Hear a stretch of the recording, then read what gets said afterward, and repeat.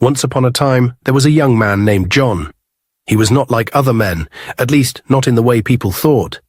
Everyone believed he was just a struggling mechanic, covered in grease and working long hours to survive. But in reality, John was a billionaire who had chosen to live like an ordinary man in search of something money couldn't buy. True love. He had grown tired of women who only cared about his wealth, who smiled at him not because they loved him, but because of the luxury he could offer. So he left behind his riches, his mansion, his expensive suits, and took on the life of a poor man. Every day he worked at Gideon's auto repairs, fixing broken-down cars and earning just enough to eat. It was tough, exhausting, and completely different from the life he once knew. Down the street from the auto shop, there was a small local fast food restaurant. It wasn't anything fancy, just a simple place where people could buy a plate of rice, swallow, or beans, and enjoy a good meal. This restaurant was owned by Mama Chica, a strict but hard-working woman. She ran it with the help of her daughter Ruth and her niece Blessing. Blessing had lived with her uncle's family since she was a child. She had lost both parents at a young age, and though her uncle had taken her in, his wife Mama Chica never truly treated her like family. Instead, she made sure Blessing worked harder than anyone else in the restaurant. Still, Blessing never complained. She loved cooking, and despite the way she was treated, she remained kind-hearted and full of life. John started coming to the restaurant every afternoon for lunch. But there was something strange. He always ordered food without meat. Blessing noticed it almost immediately. At first, she thought maybe he just didn't like meat. But after a few days, she began to wonder, was he avoiding it because he couldn't afford it? One afternoon, as John sat in the corner, quietly eating his plain rice, Blessing walked up to him. "Excuse me." John looked up, surprised. "Yes." She hesitated, then smiled. "Why do you always buy food without meat?" John blinked. He hadn't expected the question. He stared at his plate for a moment before sighing. "I don't have money for meat." Blessing's heart squeezed. She had suspected it, but hearing him say it out loud hit differently. He looked so tired, so worn out from work, yet he never begged, never complained. "You're a mechanic, right?" she asked. John nodded.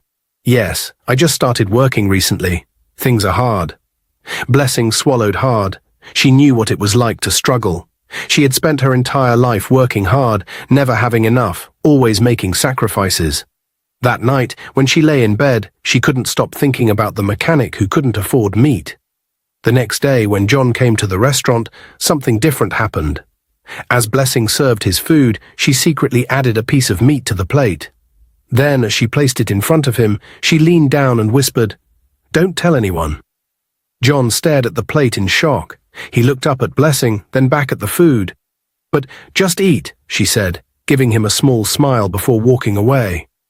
John hesitated. No one had ever done something like this for him before. No one had ever cared. He picked up the meat, his throat tight with emotion, and took a bite. It was the best meal he had ever tasted. The next day, it happened again. And the next. Every afternoon, when John ordered his usual food, Blessing would quietly add a piece of meat to his plate. And every time, before walking away, she would whisper, "Remember, don't tell anyone." At first, John felt guilty. He didn't want her to get in trouble, and he didn't want to take advantage of her kindness. But each time he tried to refuse, Blessing would shake her head and say, "Just eat." Slowly, something began to change between them. John started looking forward to lunchtime, not just because of the food, but because of her. He found himself watching Blessing more, noticing the way she smiled, the way she treated people with kindness, even when they didn't deserve it. She wasn't like any woman he had ever met. One evening, as the restaurant was closing, John waited outside. When Blessing stepped out, he cleared his throat. "I just wanted to say thank you," he said softly, "for everything." Blessing laughed. "It's just meat, John." "No," he said, shaking his head, "it's not just meat. It's kindness." Their eyes met, and for a moment there was silence. Blessing finally broke it with a playful smile. "Well, you can pay me back when you become a rich mechanic." John laughed, but deep inside, her words stung.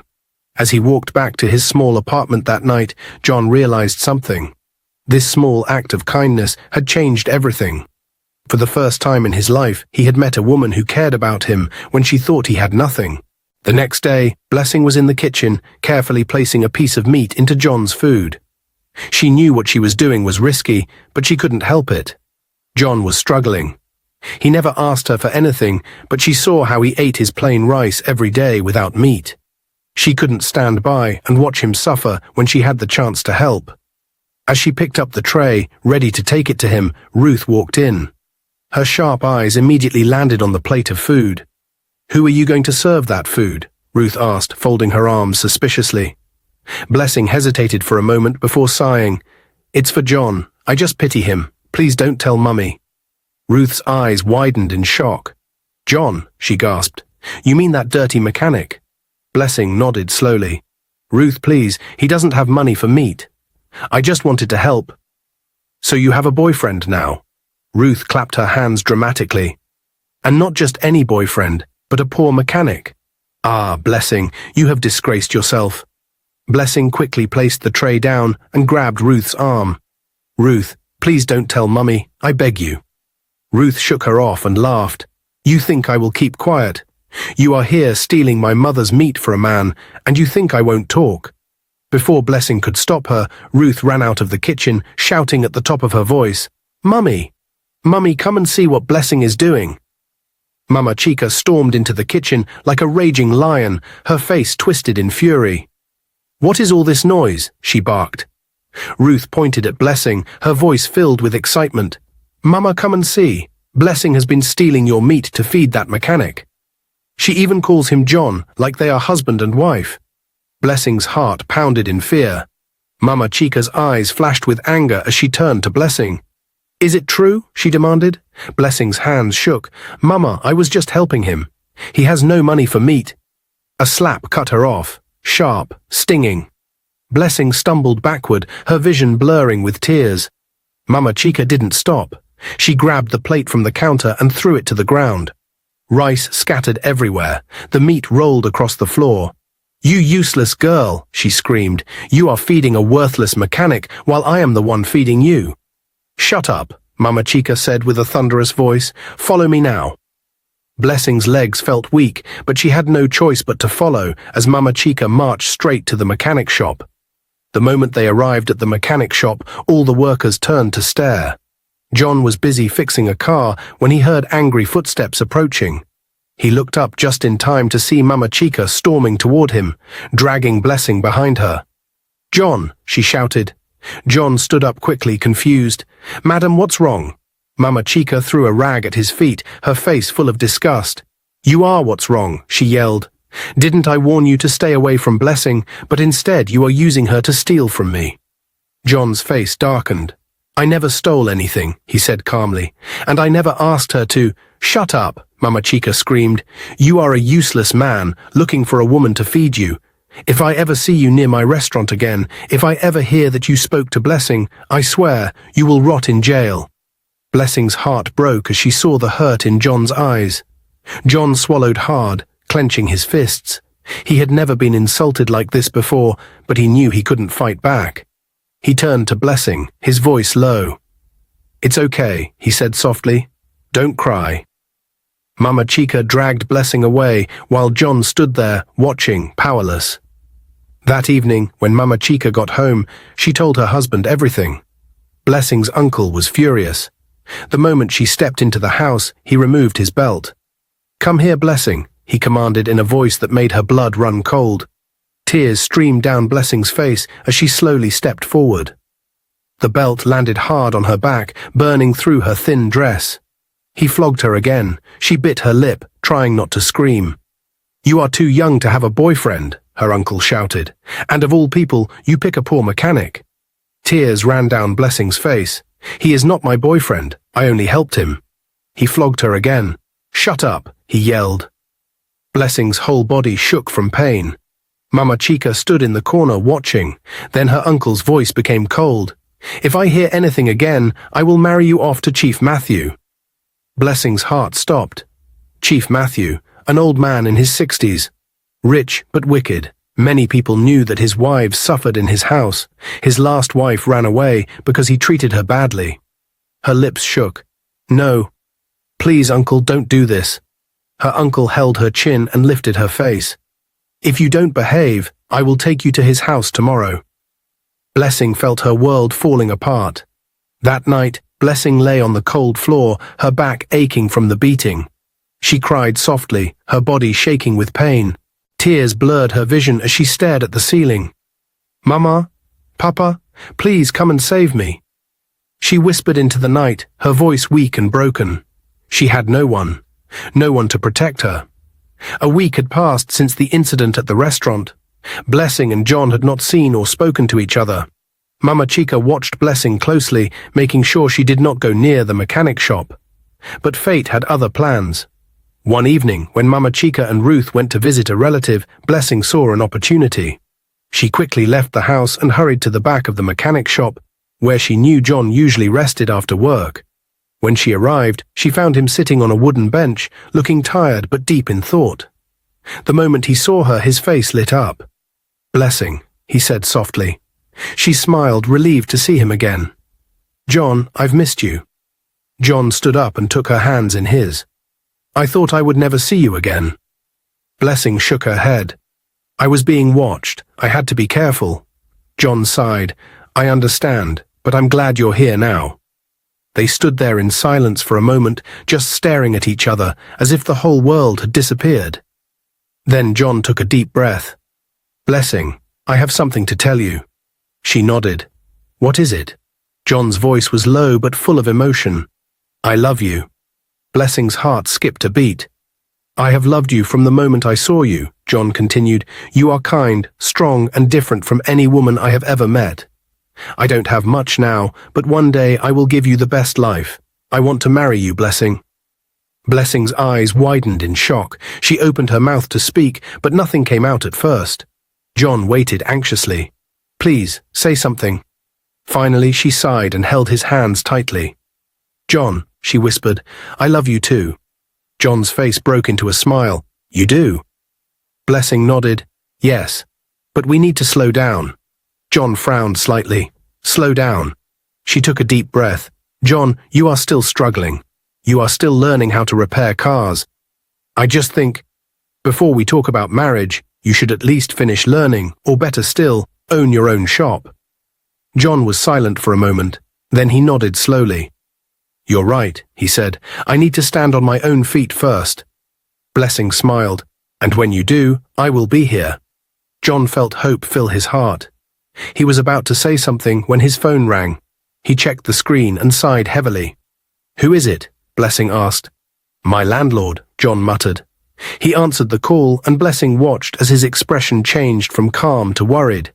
When he ended the call, he looked at her and shook his head. What happened? She asked. John rubbed his forehead. My landlord says I have a few days to pay my rent, or he will evict me. Blessing felt a sharp pain in her heart. Oh, John, I wish I could help, but I have no money, she said sadly. John smiled gently and touched her face. Of course, I know you don't have money, my love. Don't worry, I will borrow from a friend. Blessing looked at him, feeling both sad and proud. Despite everything, John never complained or blamed her. She took his hands again. I just pray things get better for you soon. John nodded. They will. I won't give up. That evening, Blessing sat on her small mattress, her heart heavy. She couldn't stop thinking about John and the way his face had fallen when he told her about his landlord's call. How would he pay his rent? Where would he go? She had to do something. She couldn't just sit back and watch him suffer. Her uncle was a wealthy man. He always had lots of money lying around the house. He would never notice if a small amount went missing. The thought of stealing made her stomach turn, but was it really stealing if she was helping someone? She waited until the house was quiet. Mama Chica and Ruth were gossiping in the backyard, and her uncle was out drinking with his friends. She tiptoed into his room, her heart pounding. There, on the table, was a bundle of money wrapped with a rubber band. She grabbed a few notes, just enough to cover John's rent, and quickly hid them in her dress. Her hands were shaking as she left the room. The next morning, Blessing left the house early. She hurried to the mechanic shop, looking around to make sure nobody saw her. John was standing outside. When he saw her, he smiled. Blessing, you came. She pulled him aside, her eyes darting around. "John, I have something for you." She reached into her dress and pulled out the money. John's smile faded. "What is this?" he asked, confused. "It's for your rent," Blessing whispered. "Take it before your landlord throws you out." John stared at the money, then at her. "Blessing, where did you get this?" Blessing bit her lip. She didn't want to lie to him. I took it from my uncle." John was shocked. "You stole it?" Blessing nodded slowly. John's face darkened with disappointment. He pushed the money back toward her. "Blessing, I can't take this," he said firmly. "Why?" she asked, feeling hurt. "Because it's not yours," John said. "Stealing is wrong, no matter the reason." Blessing's eyes filled with tears. "But I did it for you. I didn't want you to suffer." John sighed. "I know, my love. But this is not the way. If you get caught, what will happen to you?" Blessing looked away. She knew he was right, but she had just wanted to help. John gently held her hands. "Please quickly and quietly return the money before anyone notices it's missing." Blessing nodded slowly. "I won't do it again." John smiled a little. "Good. Now go before you get into trouble." Blessing turned and left, her heart heavy. She never imagined that when she got home, trouble would already be waiting for her. Blessing stepped into the house, trying to act normal. But the moment she entered the living room, she stopped. Her uncle was there, his face dark with anger. His belt was in his hands. Blessing's stomach dropped. Her uncle's voice was sharp. "Blessing, come here." She slowly stepped forward. "I kept money on the table last night. This morning it disappeared. I have asked my wife, I have asked my daughter. Nobody took it." Blessing's legs felt weak. "I don't know." A loud slap landed on her cheek before she could finish. "Liar!" her uncle roared. She staggered back, her face stinging. Her uncle grabbed her and searched her dress.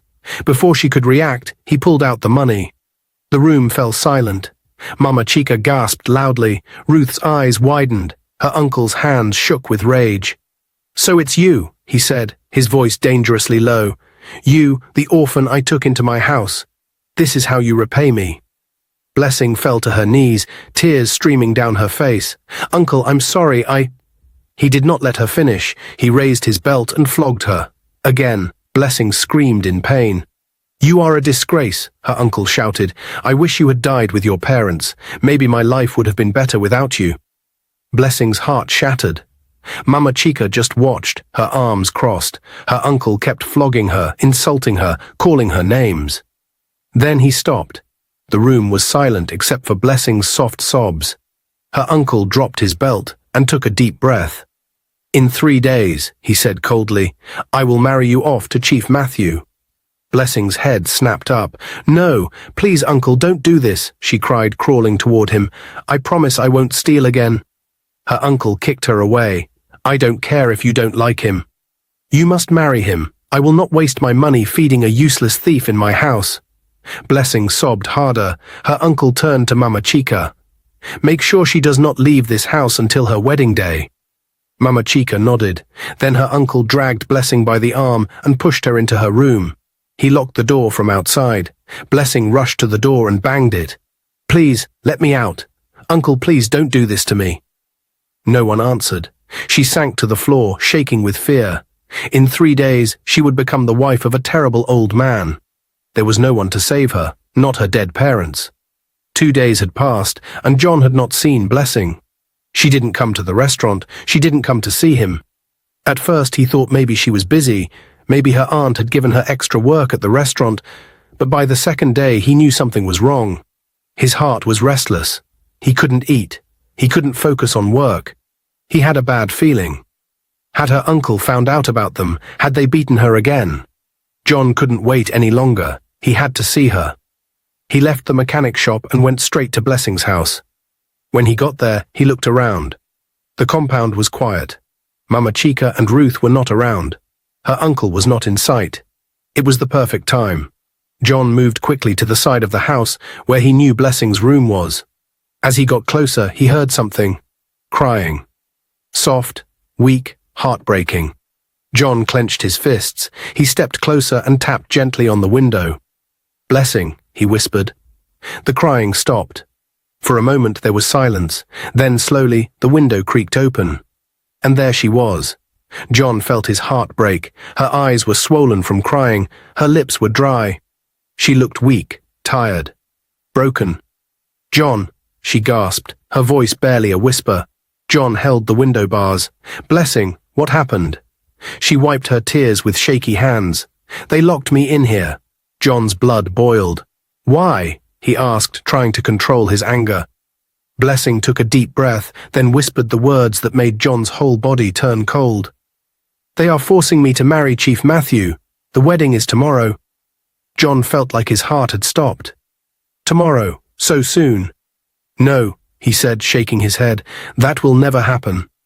Blessing shook her head sadly. "John, I'm scared. My uncle said I have no choice." John's jaw tightened. He wished he could break the window, pull her out, and run away with her.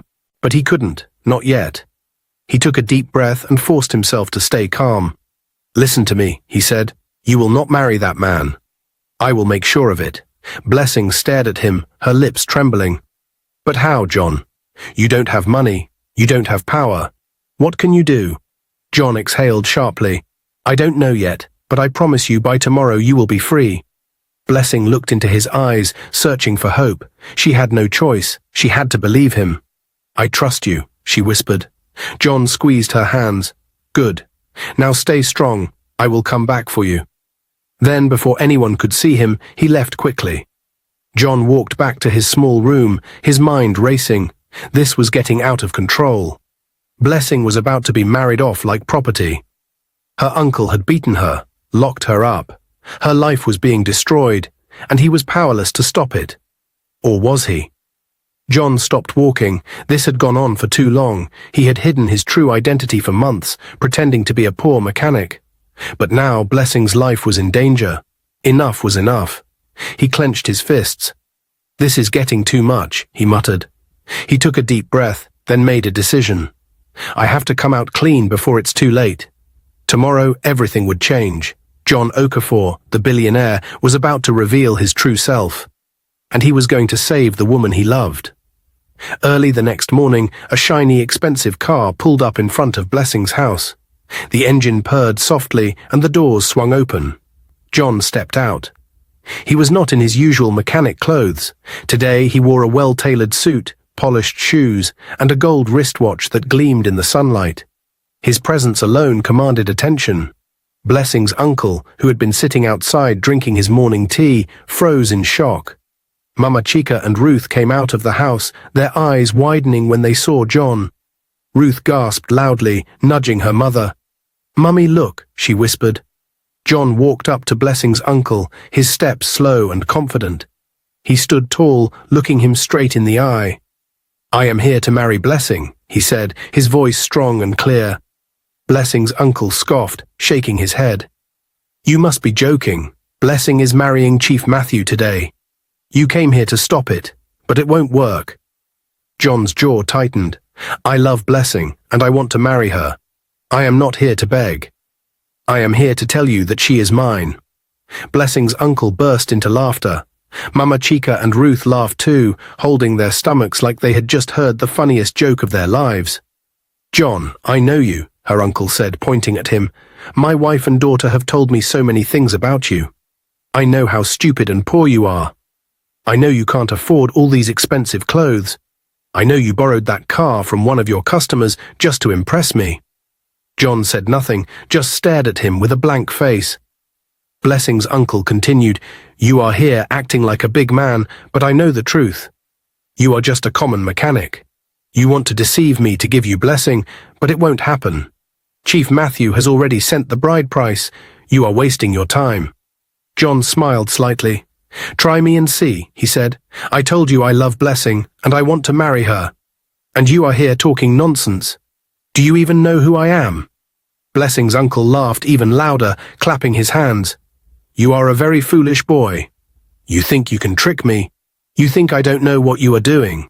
He turned to Mama Chica. "Call the police. Let them come and take this fool away." Mama Chica rushed inside and dialed the police. Within minutes, a police van drove in, sirens blaring. 4 policemen stepped out. Blessing's uncle smirked. "Now let's see how big you are, John." He turned to the police and pointed at John. "Arrest this man. He is a liar and a fraud. He is trying to cause problems in my house." But the moment the police saw John, they froze. Their eyes widened. They quickly straightened and saluted. "Sir, good morning, sir." Blessing's uncle frowned. "What is going on? Why are you greeting him?" One of the officers, looking confused, stepped forward and said, "Sir, why are we here? Who is the person to be arrested?" Blessing's uncle scoffed. "Are you blind? This is the man I called you for. Arrest him." The police officer hesitated, then turned to John. "Sir, is this true?" he asked respectfully. John smiled. "Yes, I am the one they called you to arrest." The police officer immediately shook his head. "No, sir, that can never happen. You are the son of our boss. We can't arrest you, and you have done nothing wrong." Blessing's uncle froze on the spot. His body turned cold. "What?" he stammered. Mama Chica and Ruth gasped loudly. John stepped forward and looked Blessing's uncle straight in the eye. "I told you, you don't know who I am." The police officers nodded respectfully. "Sir, if this man is disturbing you, we can take him instead," one of them offered. John smirked. "No need. He has already learned his lesson." The policeman saluted again, got into their van, and drove away. Blessing's uncle fell to his knees. "My son, please forgive me," he cried, holding John's leg. "I did not know. I am sorry for everything." Mama Chica, now shaking with fear, came forward and knelt beside her husband. "John, please forgive us. We did not know you were a rich man." Ruth, who had insulted John so many times, stood there speechless, her mouth open. Blessing's uncle wiped the sweat from his face and swallowed hard. "I will cancel everything with Chief Matthew. Please, John, forgive me. You can come with your people any time to marry Blessing." John put his hands in his pockets and smiled slightly. "Okay, no problem," he said calmly. Blessing's uncle quickly stood up and ran inside to call Chief Matthew, telling him the marriage was off. Blessing, who had been watching everything from the window, ran outside to meet John. Tears filled her eyes as she hugged him tightly. "I thought I lost you," she whispered. John pulled her close and kissed her forehead. "I told you I would come for you," he said softly. "I love you so much, Blessing." Blessing wiped her tears and smiled. "I love you too, John." John cupped her face and looked into her eyes. "I will come in 2 days with my people. Be ready." Blessing nodded, her heart full of joy. John kissed her hands, got into his car, and drove off. As she watched him leave, she smiled for the first time in a long time. She was finally free, and soon she would be his forever. John drove into his parents' massive compound, his heart heavy but determined. The large mansion stood proudly before him, surrounded by neatly trimmed gardens and luxury cars parked in the driveway. He knew this conversation with his parents wouldn't be easy, especially with his mother, but he was ready to stand his ground. As he stepped into the grand living room, his mother, Lady Okafor, was sitting on the elegant sofa, sipping tea. His father, Chief Okafor, sat beside her, reading a newspaper. The house was quiet, except for the soft classical music playing in the background. His mother smiled warmly when she saw him. "John, my son, what a pleasant surprise. You hardly visit these days. Sit down, let me get you something to drink." John remained standing, his face serious. "Mama, Papa, I came to talk about something important." His father folded his newspaper and looked up. "What is it, my son?" John took a deep breath. "I have found the woman I want to marry. Her name is Blessing." His mother's smile disappeared instantly. She placed her teacup down and gave him a sharp look. "Who is she?" John stood tall. "She is the woman I love. I have already spoken to her family, and in 2 days I want us to go and officially ask for her hand in marriage." His mother's face darkened. "Where is she from? Who are her parents?" John swallowed hard. "She is an orphan." His mother gasped loudly. "An orphan?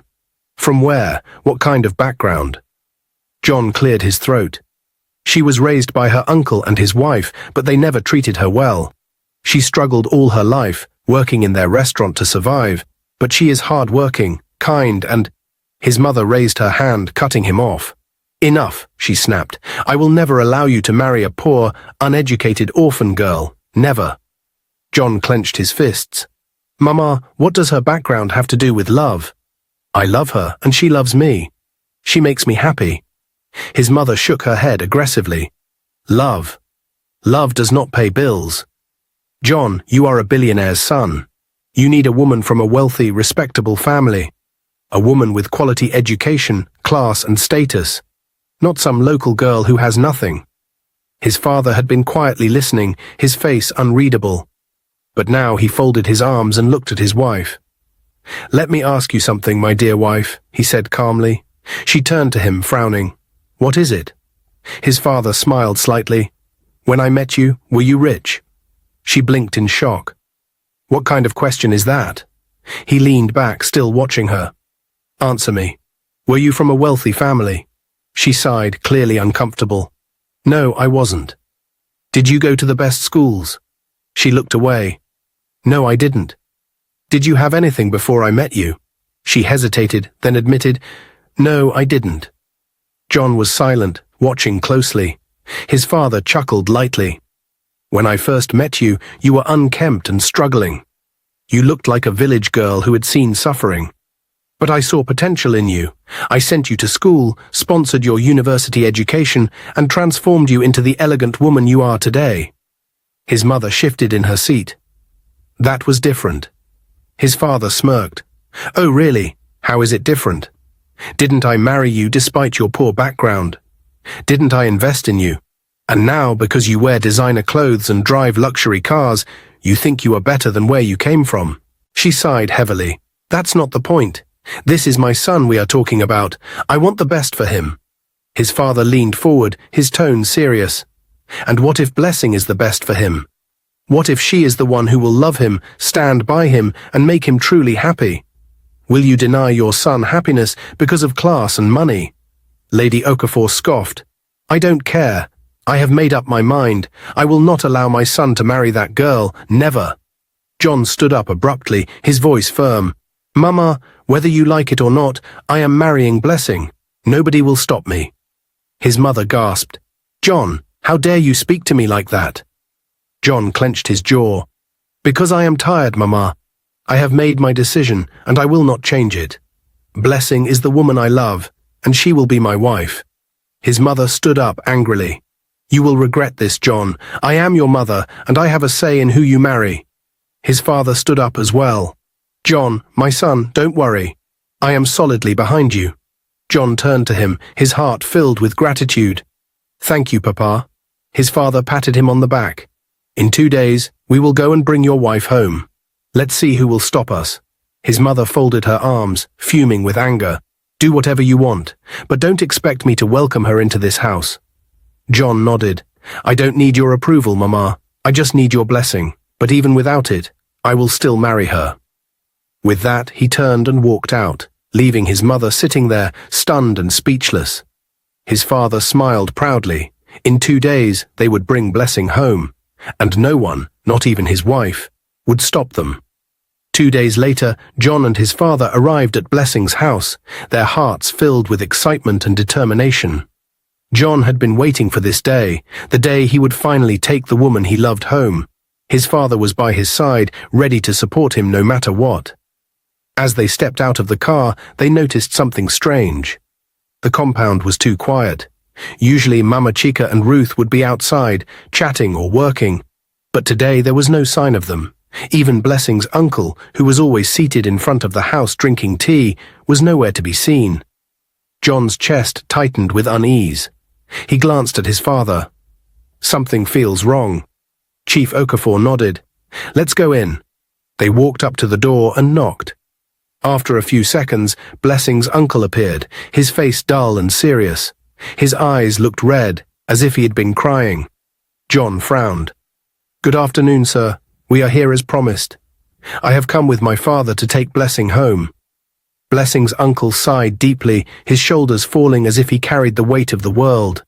I don't know how to say this, John, he began, his voice heavy with sorrow, but Blessing is dead. John froze. He blinked, trying to process what he had just heard. His heart stopped for a moment. His father, equally shocked, stepped forward. What did you just say? Blessing's uncle lowered his head. She died last night. John felt his world tilt. Number, that's not possible. Blessing was never sick. How? What happened? His uncle wiped his face and said, "We woke up in the morning and found her dead in her room. We couldn't do anything. We buried her immediately according to our tradition." John staggered back. His legs suddenly felt weak. "This is a lie," he whispered, shaking his head. "This is not happening." His father placed a firm hand on his shoulder. "Calm down, my son." Then he turned to Blessing's uncle. "If what you are saying is true, why did you not call my son? Why did you bury her so quickly without informing him?" Blessing's uncle let out a deep sigh. "We did not want to stress him, Chief. He is a busy man, and we didn't want to disturb him with bad news." John stared at him, eyes full of disbelief. "Stress me? You didn't want to stress me. You think hiding my fiancé's death from me is something small." He grabbed his phone and tried calling Blessing's number. It was switched off. John's hands began to shake. He refused to accept this. Blessing was alive 2 days ago. She was fine. How could she just die like that? His uncle suddenly cleared his throat and put on a small smile. "John, I know this is hard, but listen. Since Blessing is gone, why don't you marry my daughter Ruth?" John's head snapped up. "What did you just say?" His uncle continued quickly. "Ruth is a graduate, very classy, well-educated, and more beautiful than Blessing. I know she will make a good wife for you." John felt something hot rise in his chest. His father, too, looked at the man in disgust. John took a deep breath, trying to control his anger. "You must be out of your mind," he said. "Blessing just died, and you are already telling me to marry Ruth." Blessing's uncle laughed nervously. "John, think about it. My daughter is—" Before he could finish, John pointed a finger at him, his eyes burning with anger. "Let me warn you now. If I don't see Blessing by tomorrow, you will regret ever knowing me." Blessing's uncle's smile disappeared instantly. John turned and stormed back to the car. His father followed, his face dark with disappointment. They entered the car and drove off, leaving Blessing's uncle standing there, sweat forming on his forehead. The moment John and his father were gone, Blessing's uncle rushed inside the house, slamming the door behind him. His wife stood up immediately, her face full of worry. "How did it go?" He wiped his sweaty face. "We are in trouble," he muttered. "John didn't believe me. He said if he doesn't see Blessing by tomorrow, I will regret ever knowing him." Mama Chica's eyes widened in fear. "What do we do?" Blessing's uncle grabbed her arm. "We need to leave this house, now." Ruth, who had been eavesdropping, stepped forward. "But why? Where will we go?" Her father turned to her sharply. "John is not a man to play with. He is a billionaire's son. Do you think he will let this go just like that? He will come back tomorrow, and if he finds us here, we are finished." Mama Chica grabbed a bag and started throwing clothes into it. "Then we have to go fast. We will stay with my sister in another town." Blessing's uncle nodded quickly. "Hurry up. We don't have time." They packed in a rush, grabbing money and valuables. Within minutes, they were outside carrying their bags. Ruth's voice was shaky. "Are we really running away because of John?" Her father didn't answer. He just looked around to make sure nobody was watching, then signaled them to enter the car. As they drove off, fear gripped them. Because deep down, they knew John was coming back. John and his father arrived home, their faces full of shock and anger. John could barely think straight. His heart was pounding and his hands were shaking. He could not believe what had just happened. The love of his life, the woman he had fought so hard for, was gone. Just like that. His mother was waiting for them in the living room, watching their expressions closely. She could tell something was wrong. The happiness that should have followed their visit to Blessing's family was missing. Instead, a heavy silence filled the air. "What is it?" she asked, looking from John to her husband. John's father let out a deep sigh before speaking. "We got there, only to be told that Blessing is dead." John's mother froze. For a long moment, she did not say a word. Her eyes were fixed on John's face, waiting for some kind of explanation. Then, in a low voice, she asked, "Was she ever sick?" John shook his head aggressively. "No, Mama. She was never sick. She was fine just 2 days ago. We spoke, and she was perfectly okay." John's mother frowned deeply. "Then how can she just die like that?" John ran his hands over his face, frustration burning inside him. "Mama, I don't believe it. They are lying. They buried her immediately without telling me." His father nodded in agreement. Something is not right. It doesn't make sense. John turned to his father, his jaw tight with determination.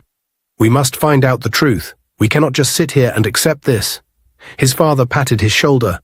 "Then we must act fast." John took his phone and dialed the police immediately. The police arrived within an hour. John wasted no time explaining everything to them. "This whole story does not make sense," he said firmly. "Blessing was fine just 2 days ago. Then suddenly, they tell me she is dead. And they buried her without informing me." The police inspector nodded seriously. "We will begin an investigation immediately." The officers went straight to Blessing's uncle's house, but when they got there, the house was empty. The doors were locked, and the neighbors confirmed that they had left in a hurry earlier that day. The police immediately spread out, questioning locals, checking nearby towns, and tracing the family's last movements. After hours of searching, a security guard gave them an important tip. He reported seeing men carrying a tied-up girl into an uncompleted building on the outskirts of town. Without wasting time, the police rushed to the location. The police arrived at the uncompleted building, their sirens off to avoid alerting the kidnappers.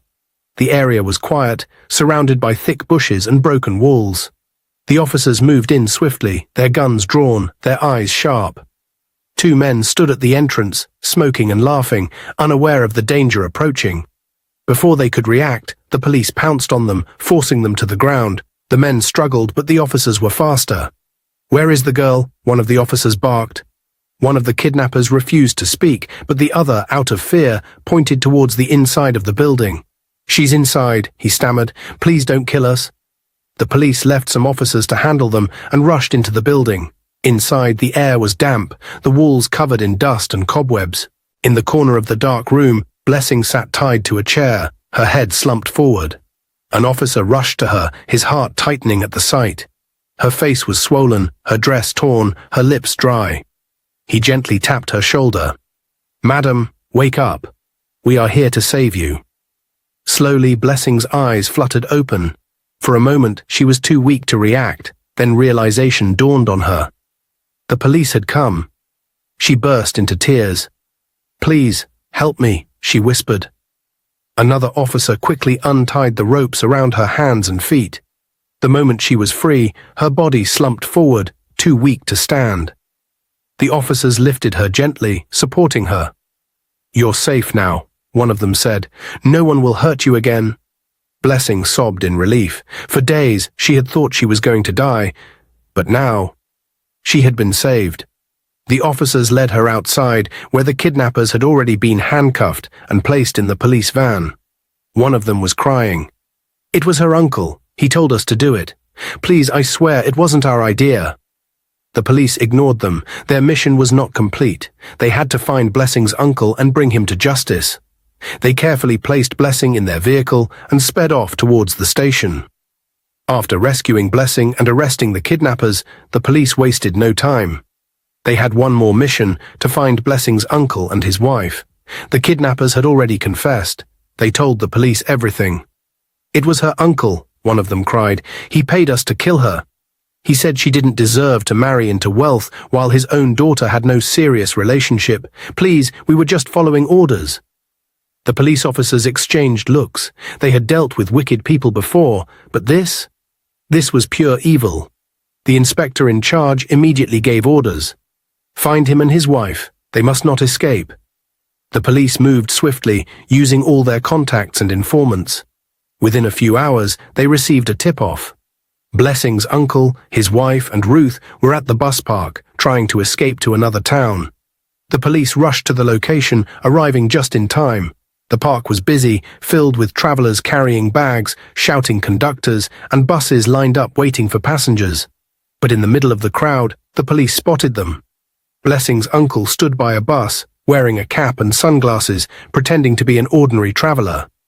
Mama Chica stood beside him, nervously clutching a bag. Ruth, their daughter, was looking around, as if afraid someone was following them. They thought they had escaped. They were wrong. The police moved in quickly. "Stop right there," an officer commanded, pointing a gun at them. The moment Blessing's uncle heard the voice, he panicked. He turned and tried to run, pushing people out of his way. But he didn't get far. Within seconds, a police officer grabbed him from behind and threw him to the ground.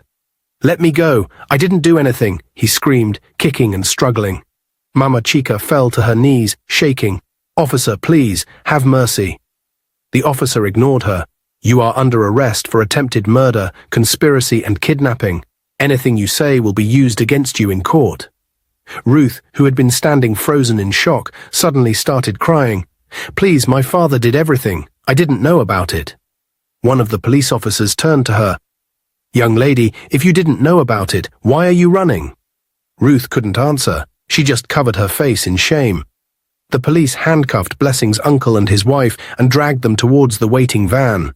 As Blessing's uncle was thrown into the police van, he shouted angrily, "John did this to me. I should have killed that girl when I had the chance." One of the officers turned and slapped the back of his head. "Shut your mouth. You are going to rot in prison." With that, the van sped off, heading straight for the station. At the police station, Blessing's uncle and his wife were dragged into the interrogation room. The kidnappers had already confessed, so there was no escape. The moment they sat down, the inspector in charge walked in, his face full of disgust. He dropped a file on the table and glared at them. "You are both very wicked people," he said. "Your own niece, your own blood, and you planned to kill her just because she was about to marry a rich man." Blessing's uncle looked away, refusing to speak.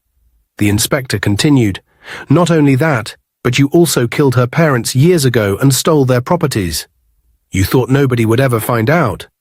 Blessing's uncle's face changed immediately. He looked at the inspector in shock. "How? Who told you that?"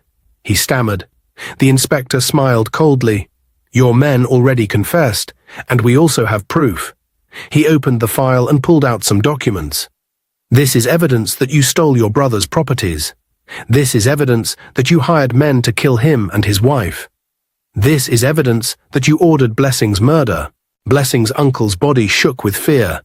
Mama Chica, who had been silent all along, suddenly burst into tears. "Please, officer, it was my husband. It was his idea. I didn't want to do it. He forced me." The inspector laughed bitterly. "Oh, really? Then explain why you helped him cover up the crime. Why did you help him try to kill Blessing? Why did you pack your bags and run?" She had no answer. The inspector banged the table. "You both are evil. Your greed and wickedness almost destroyed an innocent girl's life. But thank God you failed." Blessing's uncle suddenly broke down. He buried his face in his hands and shook his head. "I was jealous. I hated my brother. He had everything. I wanted what he had. I thought if I took everything, I would be happy. But even after taking his properties, I still felt empty." The inspector shook his head. "And now, you will pay for your crimes." A few weeks later, Blessing's uncle and his wife stood before the judge. The courtroom was packed. Many people came to watch the trial. John and his parents were seated in the front row. Blessing, now fully recovered, sat beside them, holding John's hand. The judge looked at the accused and shook his head. "The evidence before me is clear. You murdered your brother and his wife, you kidnapped and attempted to murder their only child, and you tried to escape justice. You are both heartless." Blessing's uncle stood there trembling, his hands shaking. Mama Chica cried loudly, but nobody pitied her. The judge continued, "For all your crimes, I sentence you both to 170 years in prison without parole." The courtroom erupted in shock. Some gasped, others whispered. John turned to Blessing and squeezed her hand. It was over. The people who had made her suffer all her life were finally getting what they deserved. Blessing's uncle and his wife were dragged away, screaming and begging for mercy. But nobody listened. Justice had been served. After the court sentenced Blessing's uncle and his wife to 170 years in prison, John and his family returned home. The house was quiet, but there was a heavy tension in the air. John's mother, Lady Okafor, sat on the sofa, lost in deep thought. Everything that had happened, the lies, the betrayal, the pain Blessing had suffered, had shaken her to the core. She watched as John sat down, his face still serious, his mind elsewhere. His father took a seat beside him, but it was clear that John was still thinking about everything that had happened. The woman he loved had suffered so much. And for what? Greed, jealousy, wickedness. Lady Okafor sighed deeply, then stood up and walked towards her son. "John," she said softly. He looked up at her but said nothing. She took a deep breath, then slowly sat down beside him. "My son, I need to talk to you." John's father glanced at her, curious. "Go ahead, we're listening." Lady Okafor swallowed hard, her voice filled with regret. "John, I have thought about everything I said before, and I now realize how wrong I was." John sat up straight, surprised. "What are you saying, Mama?" She reached out and took his hands in hers, something she had not done in a long time. Her eyes were teary. "I have been unfair to you. I have been unfair to Blessing. I let pride and class blind me. I thought wealth and status were more important than love. I thought Blessing wasn't good enough for you, but today I have seen the truth. That girl is strong, kind, and deserving of happiness. And most importantly, she loves you." John's chest tightened with emotions. He had fought his mother for months over Blessing, and now she was finally saying what he had always wanted to hear. Lady Okafor wiped a tear from her cheek.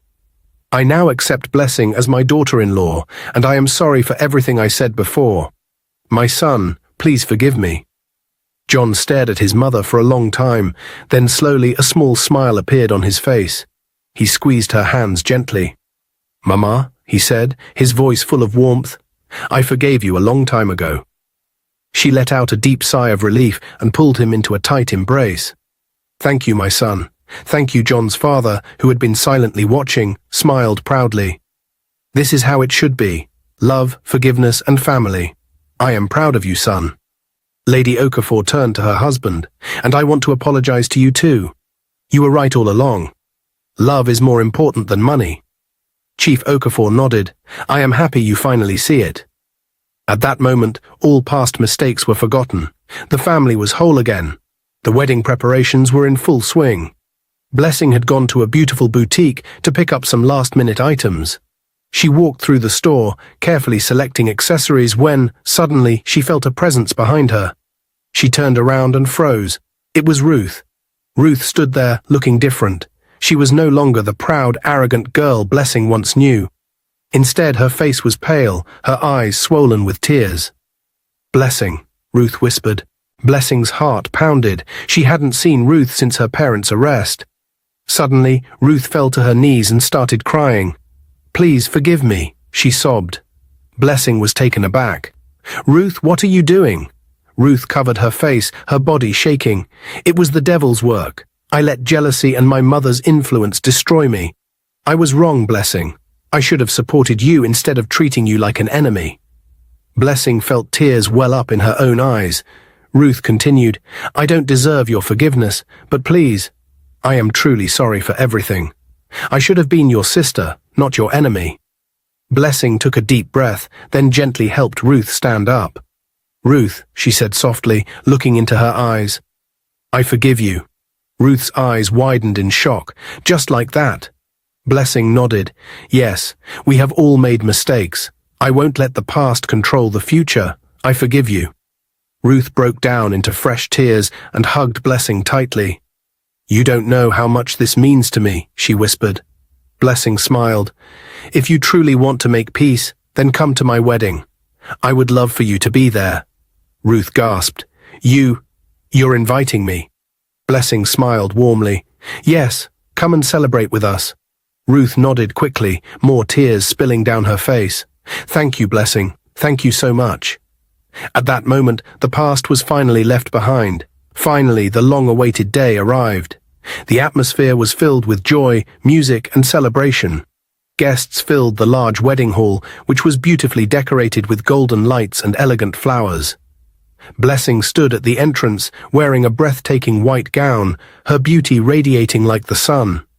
John stood at the altar, his heart pounding as he watched her walk toward him. The ceremony began, and as the priest spoke, John and Blessing never took their eyes off each other.